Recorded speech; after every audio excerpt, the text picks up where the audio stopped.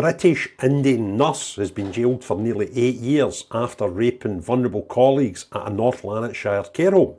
But here's a kicker. He fled to India just before his trial in 2019, and it's taken 6 years to bring him back to face justice. 6 years. And when you hear the details of this case, you're going to be absolutely raging about how long it took, because this wasn't just one victim. There were 3 women he actually assaulted while he was their manager. And I'm going to look down, have a wee breakdown of what happened, because it's mental, right? Now, I think it's Nigel, that's how you pronounce his name, Nigel Paul, 47-year-old, originally from Kerala in India, but was a British citizen.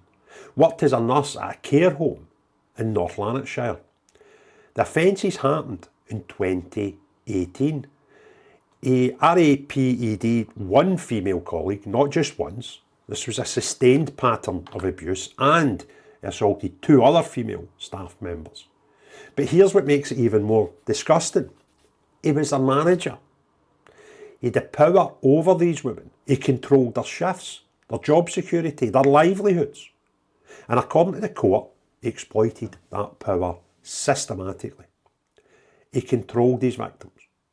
Now, the woman he raped, he threatened her, told her if she reported him, she'd lose her job, and because she was in a vulnerable position, potentially facing homelessness if she lost her income. She felt trapped. So that's not just RAPE, that's calculated predatory behaviour using economic coercion. Now, in December 2019, just before his trial was due to start, Nigel Paul suddenly decided he needed to go to India. He claimed his father was ill. So he got on a plane, he doesn't come back. The trial collapsed. The victims were left without justice, and Paul was living freely in Kerala, while these women were dealing with the trauma of what he did to them. So what took 6 bloody years to bring him back? In February 2024, he was finally arrested in Kerala. That was over 4 years after he fled. And in June 2024, 4 months later, he was extradited back to the UK via Delhi. And then in December the 11th, today, he was sentenced at Glasgow High Court to 7 years and 9 months. Now, I've looked into the UK-India extradition process, and it's notoriously slow. India doesn't have death penalties for most crimes, so they're cautious about extraditing people who might face more severe sentencing abroad. But here's my question. Why did it take until February 2024 to arrest him? Now, he fled in December 2019. That's over 4 years before he was arrested. Was he hiding? Or was he just living openly in Kerala while the wheels of international justice turned at glacial pace? Because from the victim's perspective, that's 4 years of knowing that their rapist is walking free. 4 years of wondering if justice will ever happen. 4 years of trauma and compounded by system's failure to act with urgency. That's not good enough. Now, Lord Ranucci, that was a judge from Glasgow High Court, didn't hold back in sentencing remarks. He described Paul as showing predatory behaviour and noted that Paul had engaged in victim blaming throughout the whole process. No remorse, zero. Even after being caught, extradited and convicted, Paul showed no acknowledgement of the harm that he'd caused. The judge also said something really concerning. Paul was assessed as medium risk for reoffending. But Lord Ranucci believes that assessment likely underestimates the true danger he possesses.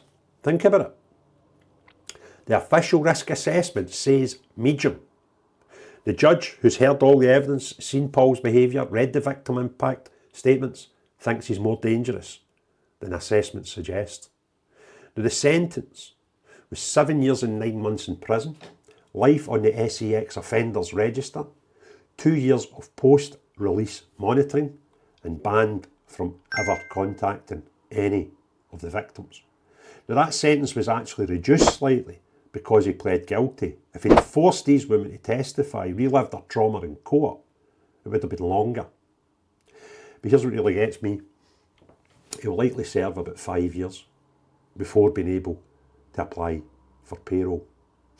5 years for raping one woman and sexually assaulting 2 others.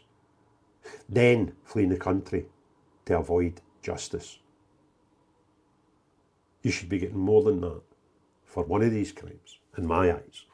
Now let's talk about the care home, because this is where it gets even worse. The care home where this happened has since closed, because after the case came to light, the care inspectorate, that's Scotland's care watchdog, did a thorough investigation and found damning safeguarding failures. How does a manager systematically sexually abuse 3 female members of staff without anyone noticing, without any safeguarding mechanisms catching it? So the questions that need answered: were there previous complaints about Paul's behaviour that were ignored? Did the care home have proper reporting mechanisms for staff to raise concerns about managers? When Paul suddenly fled to India just before the trial, did the care home report this to authorities, or did they just let him disappear? Were there other victims who did not come forward? Because here's the thing about institutional abuse. It's rarely an isolated incident. When someone's in a position of power to abuse that power, there's usually a pattern. There's usually a culture that enabled that pattern. So the care home's closed, but who was held accountable for the safeguarding? Who was responsible for creating an environment where a manager could rape and sexually abuse staff members? I haven't seen any reports of individuals prosecuted for failing in their duty of care, because the duty of care for them as a care home is obviously going to be patients first, or residents, however we term them. But like every employer, they have a duty of care to their employees. But who ran it? Where are they now? Are they running other care homes? What's the situation? Now, the broader issue is this case highlights 3 massive problems. 4 years to arrest someone who flees to India. 4 years. In the age of international databases, Interpol, diplomatic agreements, that's unacceptable. Now, understand extradition is complex. Understand India has legitimate concerns about protecting its citizens from unfair prosecution. But this was a British citizen, remember, born in India, but became a British citizen. But when someone flees just before their trial, that's not a questionable prosecution. That's someone running from justice. There needs to be a fast-track process for cases like this. Another thing, care home, safeguarding. Is it broke? How many care homes in Scotland right now have managers abusing their power?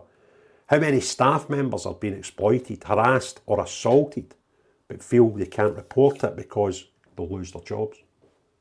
The care home inspectorate found failures at this specific care home. But is it an isolated case? Or is this systematic of a wider problem in the care sector?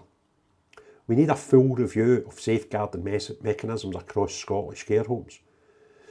Now, the sentencing, I don't think it matches the crime. 7 years, 9 months. He'll serve about 5 years. For one woman alone, and sexually assaulting 2 others, using his position of power to coerce and threaten them, then fleeing the country to avoid justice. All that. 5 years. Meanwhile, his victims live with this trauma for the rest of their lives. They had to wait 6 years for justice. And even when justice came, it was just 5 years in prison. They've spent longer in turmoil. Does that seem proportionate? So, Nigel Paul is now in prison. Well, that's something. After 6 years, these women finally get their day in court. But let's be clear about what this case represents. A predator who exploited his position of power to rape and sexually assault vulnerable women. A care home with safeguarding failure so severe it had to close. An extradition process that took 4 years to arrest someone who fled just before their trial. A sentence that means he'll likely serve 5 years for destroying at least 3 lives. This is no justice working properly. Justice delayed is justice denied, and 6 years is a hell of a delay. The victims in this case showed incredible courage coming forward. They reported what happened. They waited through years of uncertainty. They saw their abuser flee the country, and they still pursued justice. They deserve better than this. They deserve a system that acted with urgency. They deserved a care home that protected them. They deserved a sentence that reflected the severity of what was done to them. Instead, they got a 6-year wait and a 5-year sentence. That's the reality of the justice system in Scotland. If you want others to see this video, click the thumbs up, put your comments below, hit the share button. If you've not already done so, please consider subscribing, or if you think you already have, just double check you still are, and if not, click the subscribe button. But more importantly than all that, unless you're the type of person that abuses your position of power in a place where you're allowed to do so, then not you, but everyone else, have a great day. Cheerio, bye now.